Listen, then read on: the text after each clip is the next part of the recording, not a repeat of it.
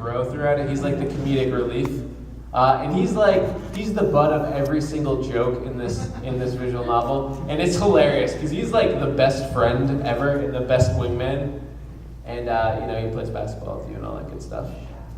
And this is like an example of how some of the plots kind of go, where you're like clutching the girl you love in the rain after you've like chased her down and it's this big dramatic thing, or in the snow. And, I don't know, this is one of those games that you really just gotta play and you gotta give it a chance. The anime, like I said, is really, really well done too. Yeah, that's what I did. I played a little bit of Atlanta, but it's just such a big investment, but totally worth it. But I really liked it.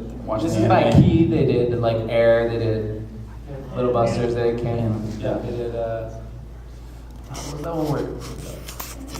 Angel Beats. Yes. So they did all those. And this is just a visual novel, just like a PG visual novel with a bunch of plot. But they actually released a hentai game of one of the girls. This girl who's awesome. Called Tomeo After, which is, I thought it was crazy that they released a hentai game all about one of the girls, and it literally starts off and you just start having sex with her.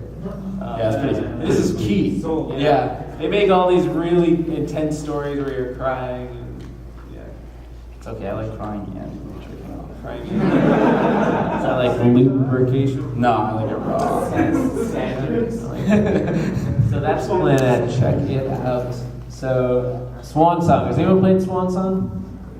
Oh, really? Yeah. Anybody else? Just him. He's cool. I like him. He's cool. He gets 2 Faku points. Yeah. Keep those. They're important. So Swan Song is I think it's not a very well known visual novel. There's only one dude over here that knew, so yeah, I don't think so. Yeah, and that's why we're here. Yep. So I started playing this like a week before Christmas. Like we're from Massachusetts, so it snows. Like, does it snow here? Nope. No. You guys are legitimately missing out. Snow is awesome. But too much snow is not awesome. No, it's not. Alright. Snow rules. Alright. We're gonna go on a tangent. I guess that's why they live here, because they don't like snow. Exactly. Snow's awesome for like the first week. Yeah, and then the snow starts sucking. So this was like the first week it started snowing, and it turns out that the game takes place on Christmas Eve, I believe. And you play as this main character who's walking home. I think he teaches at a cram school, is that right? I think so.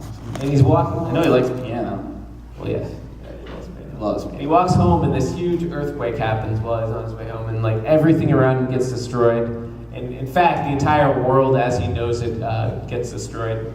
And this actually happened also. Like, oh yeah. What was it? Oh, the time. So he was playing it on Christmas, so that was like eerie for him. But for me, he's like, oh, you gotta play that. And I was like, oh, I'll pick it up. But I didn't know like this huge earthquake happened and all that stuff. So I'm playing it, and it was like literally right after the earthquake in Japan. So I was like, what the hell? Coincidences. Super weird. So I was like, what if that happened? What if like this is what Japan's like right now? It sounded like this, obviously post-apocalyptic setting, and basically just rubble everywhere and people dying and all this stuff. So it's kind of like this whole story around like building a new society and like what's right, what's wrong, who's to decide, blah blah blah, all that kind of stuff. They have like this community based off of like laws and police, kind of like that's them. And then there's this whole like kind of religious like society that's like, oh, we'll do this all for enlightenment and all that kind of stuff. So it's like kind of these clashing morals and values, which are really interesting. And so actually go back. I like that. I like showing all the people. Basically, so this is like the main cast of the story. You are that guy sitting in the front there with the brown jacket, and you're actually like really quiet in this. And this is actually the story jumps between perspectives, which I really like. Oh yeah, that's right. That's something that I really like. So you end up going through all of these people's perspectives at different moments in time. So that's really cool. Like even though he's the main character, he has a very like set way he thinks and the way he feels about stuff. And then the girl there who's looking at the fire, she's actually an autistic girl that you save in the very beginning of the game. So right off the bat, you're kind of thrown into this like, I don't even know what's happening in the world anymore, and now I have like this extreme burden, like responsibility that I have to take care of. And then you meet up with all these people. The guy on the left, he's really cool. He's like a kendo teacher or whatever, and he's really awesome. He's like very responsible. The guy in the back's kind of like that geeky, scared dude, and he's just like always causing problems for people. You got the other girl up there in the back. Yeah, she's soon as fuck. And but she's like, you know, used to like these like high class kind of things, and it's like, well, like that doesn't happen anymore. Everything's fucking gone. And then the girl on the right, who's pretty much like the main character's love interest, but she's just a really like nurturing character. And so, like I said, you jump back like through like all these people's perspectives, which is really cool. And this is that kind of guy just like fighting a bunch of people, because what I really like this game is that it's very fucking like real.